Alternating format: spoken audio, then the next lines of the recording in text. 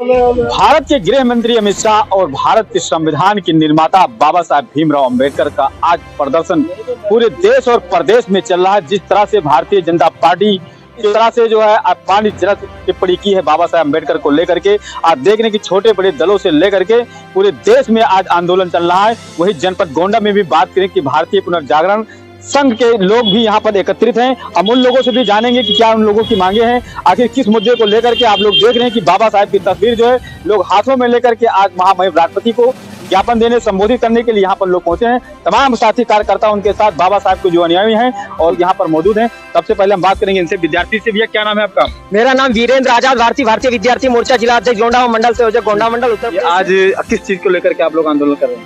आज हम लोग जिला मुख्यालय पर जिलाधिकारी कार्यालय के समकक्ष हम लोग खड़े हुए हैं और खड़े होकर के जो अभी जल्द ही माननीय गृह मंत्री जी के द्वारा, क्योंकि एक संवैधानिक पद है, तो गृह मंत्री जी के द्वारा अभी हाल में ही बाबा साहब डॉक्टर अंबेडकर जी को लेकर के एक अमर्यादित टिप्पणी किया गया। कहा गया कि अंबेडकर एक फैशन बन गया है।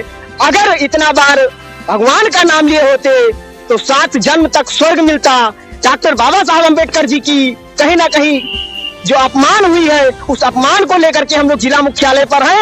और अगर वर्तमान में जो ये सत्ता है भारतीय जनता पार्टी के अंदर, थोड़ा भी अगर न्याय है, न्याय प्रिय अगर अपने आप को मानती है, तो ऐसे गृह मंत्री के ऊपर तत्काल प्रभाव से माननीय राष्ट्रपति महोदय से कहना चाहते हैं कि ऐसे जो अमर्यादित टिप्पणी करने वाले डॉक्टर बाबा साहब अंबेडकर जी इस भारत के नहीं पूरे दुनिया के कहीं ना कहीं मसीहा माने जाते हैं। और दुनिया में बाबा साहब डॉक्टर अंबेडकर जी को मानने वाले लोग हैं। डॉक्टर बाबा साहब अंबेडकर जी के पास डीएससी जैसी सर्टिफिकेट हुआ करती, डिग्री हुआ करती है। बाबा साहब डॉक्टर अंबेडकर जी दुनिया में अपना प्रभाव रखते हैं और एक गृह मंत्री जी हैं जिनकी अभी तक डिग्री नहीं क्लियर हो पाई है। उनकी डिग्री वैसे सुनने में आया है और कहीं ना कहीं जो मैंने खोजा उसके अनुसार स्नातक है। मैं गृह मंत्री जी को बताना चाहता हूं, आप स्नातक हैं और मैं पॉलिटिकल साइंस से एमए हूं। मैं आपको बताना चाहता हूं कि मैं राजनीति से एमए होने के नाते आपको राजनीतिक सोच नहीं है। आपको लोकसभा के अंदर कैसी बातें रखनी चाहिए,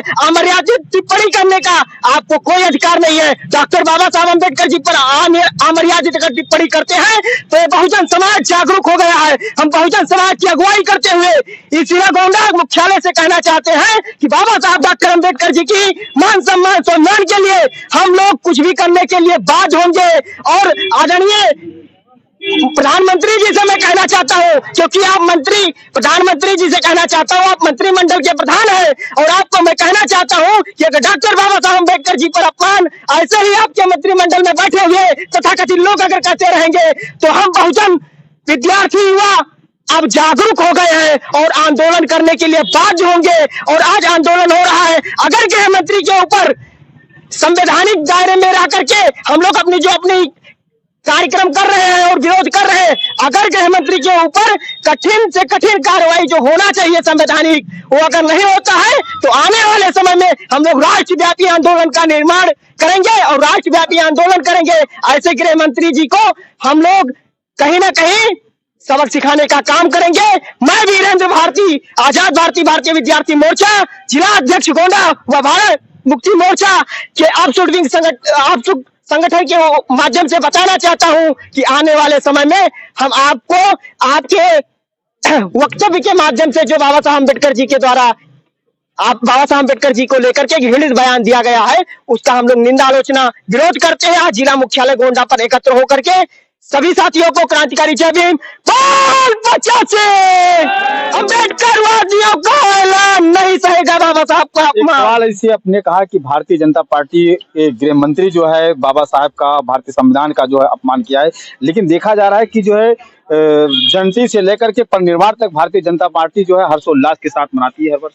देखिए, भारतीय जनता पार्टी है उसकी करनी और कथनी में फर्क है। भारतीय जनता पार्टी जो है वो डॉक्टर बाबा साहब अंबेडकर जी के नाम पे वोट लेने का कार्य करती है। उसे वोट चाहिए।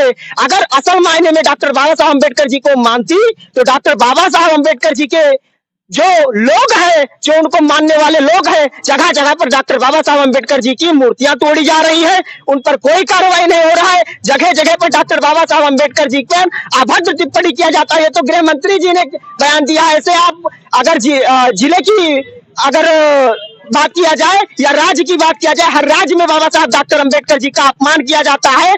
अगर बाबा साहब अम्बेडकर को अगर पितृसत्तात्मक जो पार्टी है भारतीय जनता पार्टी अगर मानती होती तो उनके ऊपर कठोर कार्रवाई करती। भारतीय जनता पार्टी के करनी और कथनी में अंतर है। इसे हम मूल निवासी बहुजन समाज के लोगों को जानने की जरूरत है। अगर हम लोग नहीं जान पाए तो वही होगा, क्योंकि हम लोग पढ़े लिखे लोग हैं। डॉक्टर बाबा साहब अम्बेडकर जी ने 18 मार्च 1956 को आगरा के रामलीला मैदान में बाबा साहब अम्बेडकर जी ने अश्रु भरी आंखों के माध्यम से, अपने वाणी के माध्यम से उन्होंने कहा कि हमें पढ़े लिखे लोगों ने धोखा दिया। तो हम लोग, जो डॉक्टर बाबा साहब अम्बेडकर जी ने कहा गया हमें पढ़े लिखे लोगों ने धोखा दिया, हम लोग पढ़े लिखे लोग हैं। हम लोग बाबा साहब अम्बेडकर जी के द्वारा दिया हुआ जो बयान है उसको कहीं ना कहीं बाबा साहब अम्बेडकर जी के द्वारा तो जो बयान दिया गया वो रीढ़ हम चुकाने के लिए हम लोग बाध्य है। बाबा साहब अम्बेडकर जी की मान सम्मान स्वाभिमान की लड़ाई हम मूल निवासी बहुजन समाज के लोग लड़ रहे हैं। और हम लोग कोई ऐसा नहीं कि हम लोग राजनीतिक लोग हैं, हम लोग सामाजिक लोग हैं। और सामाजिक लोग होने के नाते मैं ये कहना चाहता हूँ, ये अमर्यादित जो टिप्पणी किया गया है ये गलत है, ऐसा नहीं होना चाहिए। और अभी आप लोग देखे ही होंगे वहां बाबा साहब अम्बेडकर जी का मूर्ति हटा दिया गया।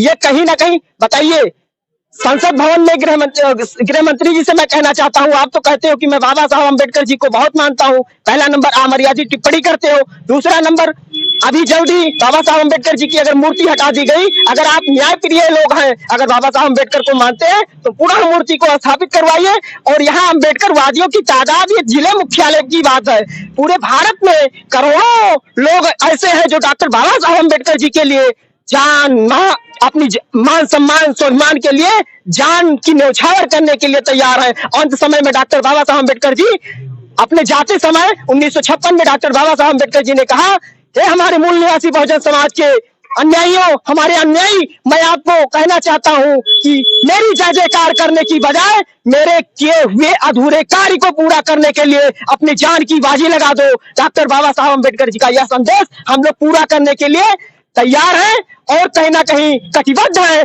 डॉक्टर बाबा साहब अम्बेडकर जी का जो विचार है और बाबा साहब अम्बेडकर जी का जो ये पुस्तक है जाति व्यवस्था उन्मूलन यानी रिलीजन ऑफ कास्ट, इसको पढ़ के हमारे अंदर क्रांति की ज्वाला भड़क गई है। हम लोग बाबा साहब अम्बेडकर जी के भक्त नहीं, अन्यायी है और संघर्ष करने के लिए कटिबद्ध है। और हम लोग हमेशा बाबा साहब अम्बेडकर व फूले साहब अम्बेडकरी विचारधारा के लिए जान मान अपने मान सम्मान के साथ देने के लिए अभी आपने कहा कि जो भाजपा जो है करनी और कथनी में अंतर है, लेकिन हम देख रहे हैं कि जिस तरह से बाबा साहब के मिशन को लेकर के इस समय कांग्रेस और सपा भी आंदोलन मैदान में है। यही कांग्रेस है।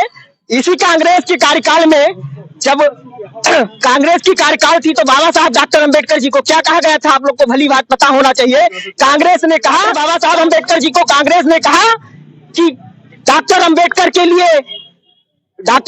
के लिए संविधान सभा की दरवाजा तो छोड़िए, बाबा साहब डॉक्टर अम्बेडकर के लिए खिड़कियां भी बंद है। आप किस कांग्रेस की बात कर रहे हैं?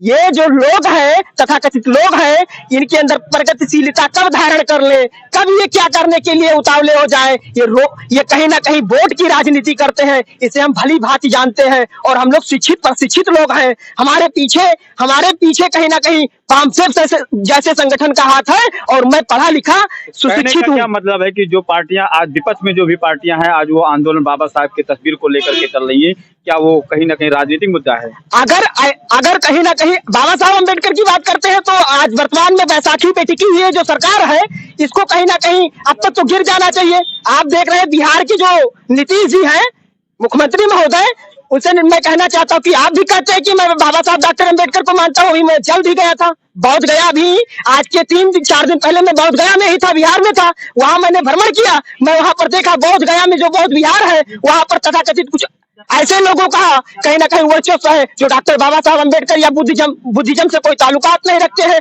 और बाबा साहब डॉक्टर अम्बेडकर जी अंतिम समय में बुद्धिज्म को स्वीकार किए। तो डॉक्टर बाबा साहब अम्बेडकर जी की जो कहीं ना कहीं विरासत है, उस विरासत को आप लोग तो नहीं बचा रहे, लेकिन कहते हैं कि हम डॉक्टर बाबा साहब अम्बेडकर को मानते हैं। अच्छा, चंद्रबाबू नायडू जी है, वो भी कहते हैं कि हम डॉक्टर बाबा साहब अम्बेडकर को मानते हैं। कहीं ना कहीं आप बिहार के जो चिराग पासवान जी वो भी कहते हैं बाबा साहब डॉक्टर अम्बेडकर को मानते हैं, तो क्यों नहीं अपनी कहीं ना कहीं समर्थन वापस लेते हैं। वर्तमान में जो बैसाखी भी टिकी हुई सरकार है तुरंत जर्जर होकर के और धराशायी हो जाए। अगर ये धराशायी हो जाए, पुनः अगर चुनाव हो तो हम लोग तो इधर आंदोलन तेजी कर ही लिए हैं। आदरणीय वामन देशराम साहब ने सर्वप्रथम ईवीएम का मुद्दा उठाया था, वो ईवीएम का मुद्दा आज राष्ट्रव्यापी आंदोलन में तब्दील हो गया है। उस मुद्दा को कहीं ना कहीं डिनाई करने के लिए बयान दिया गया है, ये भी ध्यान रखने की जरूरत है। क्योंकि हमारे लोग जैसे आपने ईवीएम के लेकर के जब आप बात ने कहा कि वामन मेश्राम साहब ने, क्योंकि बहन जी ने इस पे तो कभी आवाज नहीं उठाई।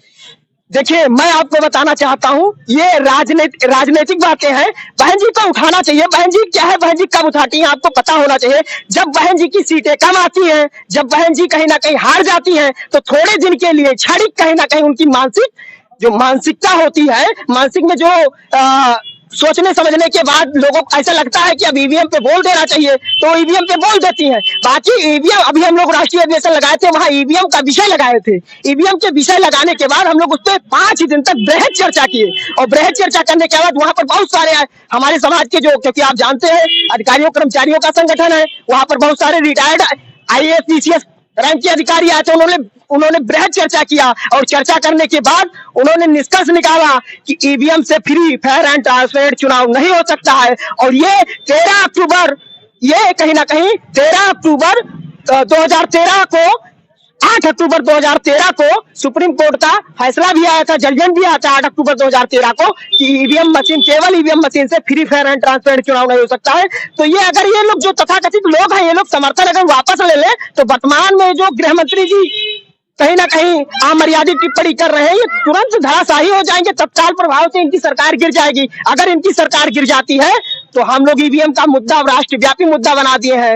अब जो चुनाव होगा वो ईवीएम मशीन से नहीं होगा। तो आपने देखा कि जिस तरह से पूरे देश और प्रदेश में जो है आज बाबा साहब के मिशन को लेकर के, बाबा साहब के विचारों को लेकर के, जो दल से लेकर के और पार्टियां कहीं ना कहीं रोटी अब सेक रही हैं। तो ऐसे आप जनक्रांति न्यूज को आप लगातार बने रहें और देखते रहें। हम और वक्ताओं से भी। रवि प्रकाश बौद्ध भारतीय पुनर्जागरण संघ के संस्थापक हैं, और विगत 17 दिसंबर को देश के गृह मंत्री आदरणीय अमित शाह जी ने जो बाबा साहब अम्बेडकर के ऊपर जो अभद्र टिप्पणी किया है, गलत बयानबाजी किया है, इससे पूरा बहुजन समाज बहुत आक्रोशित है। और पूरा बहुजन समाज, पूरे देश की मांग है कि उन्होंने बाबा साहब अम्बेडकर को जो है अपमानित करने का काम किया है। तो इसलिए पूरे देश से माननीय गृह मंत्री साहब माफी मांगे, और जो है मंत्रिमंडल से उनको इस्तीफा जो है बर्खास्त किया जाए, हम लोगों की मांगे हैं।